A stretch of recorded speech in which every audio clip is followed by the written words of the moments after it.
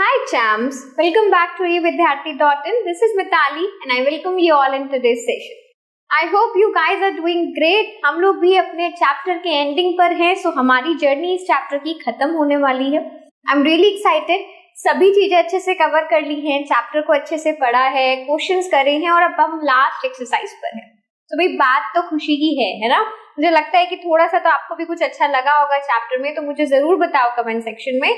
और अब हम साथ में मिलकर क्वेश्चंस करने वाले हैं, which is the last part and the fun part. क्योंकि क्वेश्चन से हमें पता चलता है कि भाई कितनी तैयारी हमें इस चैप्टर को लेके हुई है. और कोई अगर इतना कोई महान स्टूडेंट है, जो कि मुझे लगता है बहुत ही सारे महान है, बिकॉज अगर आप एंड ऑफ द डे यानी कि एग्जाम के कुछ दिन पहले ये वीडियो देख रहे हैं तब भी कोई इश्यू नहीं है, क्योंकि क्वेश्चंस को समझाते समय मैं चैप्टर में यूज हुए जो भी कॉन्सेप्ट्स है उनको भी समझाऊंगी. So don't worry about that also. ठीक है. और अगर कोई पूरी प्लेलिस्ट को फॉलो कर रहा है तो वो तो अच्छा है ही. ठीक है ना. चलिए तो शुरुआत करते हैं. यहाँ पर एक्सरसाइजेस टोटल 22 क्वेश्चंस है आपके एक्सरसाइज में. Will begin with the first one. What is sound and how it is produced? So page number 174 पर हम लोग हैं.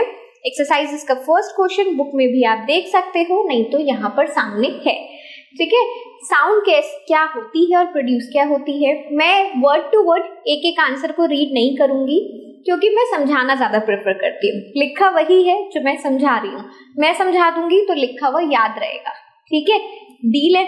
चलो अब साउंड क्या है. साउंड एक तरीके की एनर्जी है. प्रोड्यूस कैसे होती है. किसी भी मीडियम पार्टिकल के वाइब्रेट होने से साउंड प्रोड्यूस होती है. Form of energy which gives the sensation of hearing, जो हमें सुनने की क्षमता देता है ना, एक फील देता है. अच्छा एक मिनट रुको. और साथ ही साथ क्या है, it is caused by the vibration of the medium particles. कोई भी मीडियम पार्टिकल्स जब वाइब्रेट करते हैं तो उन्हीं से एक साउंड क्रिएट होती है, एक डिस्टर्बेंस क्रिएट होती है, जिसको हम वेव के रूप में देखते हैं. यहाँ पर दिख रहे हैं ना, ये आपकी साउंड वेव्स हैं इस तरीके से. ये area of compression, area of rarefaction, यानी कि हाई प्रेशर का एरिया जब मीडियम पार्टिकल्स एक साथ आ जाते हैं, और लो प्रेशर का एरिया जब मीडियम पार्टिकल्स एक दूसरे से थोड़ा दूर हो जाते हैं. सिंपल. ठीक है. चलो नेक्स्ट देखते हैं. Describe with the help of a diagram how compression and rarefactions are produced in air near a source of a sound. यानी कि आपके पास कोई एक लाउड स्पीकर है.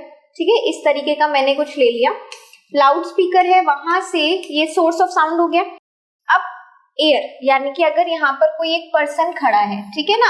अब पर्सन को तो भाई हम इसी तरीके से बनाते हैं, ज्यादा से ज्यादा क्या है, हम इसका कान बना देते हैं.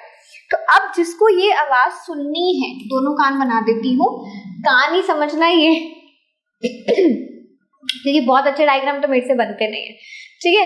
तो ये जो आवाज यहाँ तक पहुंचनी है, ये कैसे पहुंचेगी, ये आपसे पूछा जा रहा है. बेसिकली आपसे पूछा जा रहा है कि कंप्रेशन और रेयरफैक्शन कैसे काम कैसे करती हैं और कैसे आप शो करोगे. तो होता क्या है, हम सबको पता है कि अगर सपोज मेरे पास कुछ ये एयर पार्टिकल्स है which are very close to each other, और कुछ एयर पार्टिकल्स मेरे दूर हो गए हैं. ठीक है ना. फिर क्लोज टू ईच अदर हो गए, फिर दूर हो गए, फिर क्लोज टू ईच अदर हो गए, फिर दूर हो गए, फिर क्लोज टू ईच अदर हो गए.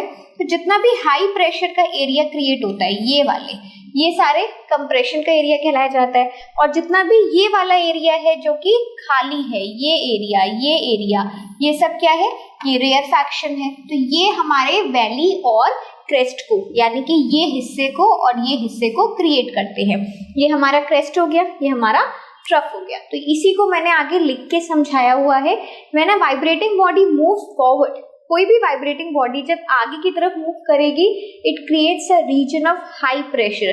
जब हम किसी से टकराएंगे तो ऑब्वियसली हम उससे तभी टकरा रहे हैं जब हम उसके पास जा रहे हैं. तो यानी कि दो पार्टिकल्स के बीच का डिस्टेंस कम हो गया, और यहाँ पर अगर कोई और पार्टिकल था तो उससे इस पार्टिकल का डिस्टेंस इंक्रीज हो गया. सिंपल सी बात है.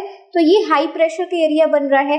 हाई प्रेशर एरिया बनता है और इसको हम एरिया ऑफ कंप्रेशन कहते हैं. On the same hand when it moves backward, जब वो पीछे जाता है तो वो अपने पार्टिकल से दूर चला गया, तो इनके बीच में लो प्रेशर का एरिया क्रिएट हो जाएगा, और इस एरिया को हम रेयरफैक्शन रीजन कहते हैं. बहुत सिंपल सी बात है, बहुत आसान शब्दों में आपको मैंने वो लिखवा दिया. ठीक है.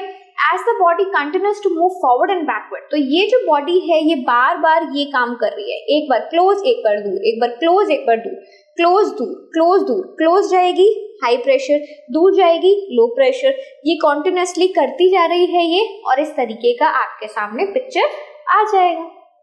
सिंपल है, ठीक है, बना के दिखा सकते हो। ये देखो रेयरफैक्शन ये वाला, कंप्रेशन ये वाला, जहां पर पार्टिकल्स एक दूसरे के पास हो गए कंप्रेशन हो गया, जहां पर पार्टिकल्स एक दूसरे से दूर हो गए वो रेयरफैक्शन हो गया। और पार्टिकल्स जब एक दूसरे के पास होते हैं तो हाई ये बनता है, जिसको हम क्या कहते हैं, आप माउंटेन कह लो कुछ भी कह लो, वैली तो ये हो गई, ठीक है ना, इसको क्रेस्ट भी बोलते हैं।